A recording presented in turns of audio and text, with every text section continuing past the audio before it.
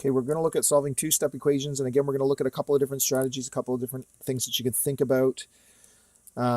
Remember that the equal sign is telling us that the left side equals the right side, that it's a balance, it has to stay balanced. That's something that we always want to think about. And we can do steps, and that's one of the strategies we're going to do. And we got to do the steps in the right order, and we got to do the steps the right way, and we're going to show it like we did yesterday. But I'm going to show you something else that I think is a really neat trick and neat way of thinking about these things.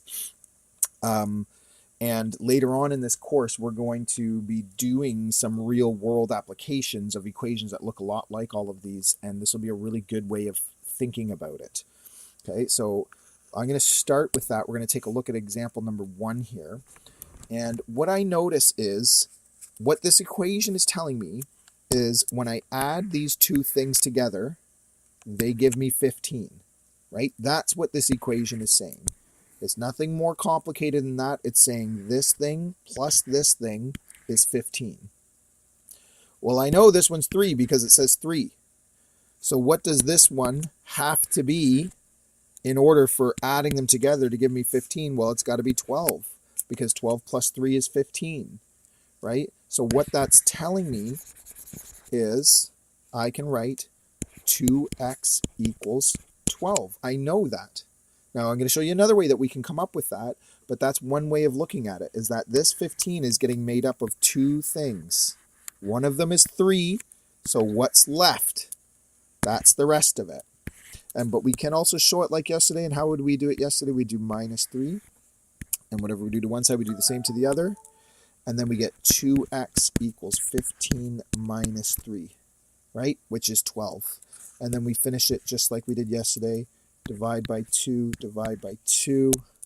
and we get x equals 6. Okay, and some of you probably can still solve a lot of these by inspection, and you could kind of work backwards without showing steps and figure out that the answer is 6. 2 times a number has to give you 12. What would that number be? It would be 6. So 2 times 6 plus 3 is 15. You might be able to do that, but trust me, you know, we want to learn how to do these steps, and it helps to be able to think about these questions in different ways. So again, I'm going to do the same. I'm going to kind of do the same thing. I'm going to do every one of these both ways. I noticed that 31 is two things added together. But if one of them is 6, what does that have to be so that that plus 6 is 31? Well, it's got to be 25. So I know that 5y has to be 25. So when I add 5y with 6, I get 31. But I can also do it this way, the kind of mechanical way, where I make sure those have separate signs, and 6 minus 6 is 0, so that's gone, and I get 31 minus 6, so I get 5y is 31 minus 6, which again is 25. And this is why we call these two steps, because that's the first step, and then I often or always, or not always, but often have to do one last step to get my answer. Okay. So again, if something plus 2 is 14, that something's got to be 12. But I can show it here as well. So I get 3x has to be 12. Divide by 3, divide by 3. I kind of glossed over this. Maybe we should go back and talk about it. Remember, this part is I'm multiplying by 3, so I want to do the opposite, which is divide by 3. Okay. And we saw this yesterday, but you get a lot of practice because almost every one of these questions ends this way, where you get a number times x or whatever your variable is, a, equals something else. So you always divide by whatever's with the variable. You always divide by that. We call that the coefficient. Remember using that word earlier? And we get, for that one, x equals 4. Okay, and then they can come in slightly different flavors of questions, where this is a 1, so I'm going to subtract 1, so I have a positive 1 and a minus 1. Whatever I do to one side, I do the same to the other, and I end up with 16 minus 1, so 15 equals negative b, which means negative 15 has to equal b, right? Just flip the sign, and again, think about the balance. If 15 is negative b, then positive b would have to be negative 15. Sometimes, the different strategies work better for some questions and not as so well, depending on the person, for others. But in this case, I'm adding two things together to get -9. So it might be a little bit harder to sort of by inspection to figure out what the 2x is supposed to be. So we can always use this trick. That's why it's so good, because it always works, and it always basically works the same. So I get 2x, and I would let my calculator do this part. So it's -9 minus 1, and I get -10, and then divide by 2 and divide by 2. And again, let my calculator do the heavy lifting here. -10 divided by 2 is -5. We won't see too many negatives, but there are a few here or there, and it does help us make sure we're using the steps in the right way. Okay, again, -10 and -10. Subtract from both sides, so I get a +10 and a -10.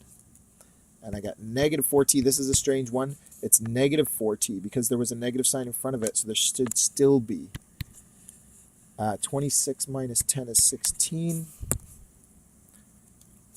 And I can divide. And this, again, is tricky, but I divide by -4, so you include the sign. 16 divided by -4 is -4.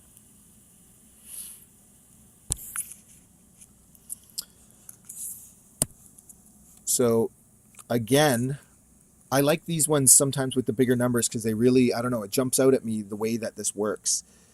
300 comes from something plus 20. So what does that have to be? Well, it's got to be 280, right? I want to take this 20 out of the 300 to figure out what I have left. So I take the 20 out of 300, and the 2n has to be 280, so that I get 280 from the 2n plus the 20, and that gives me the whole 300. Okay, and then I can just finish this off quickly. Divide by 2, and I get 140 equals n. Okay, same thing here. I want to remove the 6 from the 90 to figure out what 3x is, because it's something plus 6 gives me 90. So I take the 6 away from the 90 and I get 84. But I could show it this way too. I've got a +6, so I'm going to take away 6 from both sides. Okay, and then 84 divided by 3, use my calculator for that. And it looks like I get 28. Okay, we got a few more here. A few more, just one more. Again, this one kind of jumps out at me. I kind of can see the relationships a little bit more. Sometimes that's helpful for us to make these connections where I want to take this 25 out of the 225. Something plus 25 is 225. What does that something have to be? It's got to be 200. So 200 plus 25 is 225. Okay, and then I can divide by 10 and divide by 10. But as always, you can do this. And whoops, I'm going to get x equals 200 divided by 10 is 20. Okay, and it might help to go back and rewatch a few of those. That did go by pretty quickly. You can rewatch one or two of these, use them as your model, make sure you get them copied down onto your sheet, and then you can do the practice on the other side of the page. Good luck.